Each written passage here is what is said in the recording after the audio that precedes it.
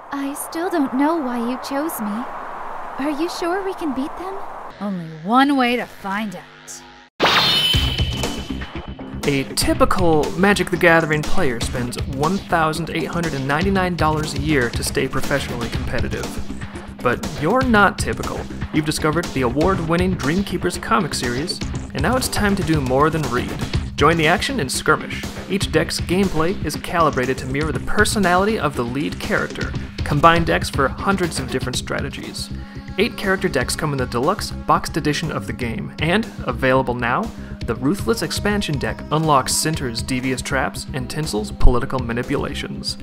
500 first edition games were manufactured with metallic foil stamping, gilt edges, and black core cards, but 400 of them were snapped up by the backers. The remaining games are available now in limited batches at dreamkeeperscomic.com. This month only, every purchase includes a free Volume 1 for that special someone on your gift list.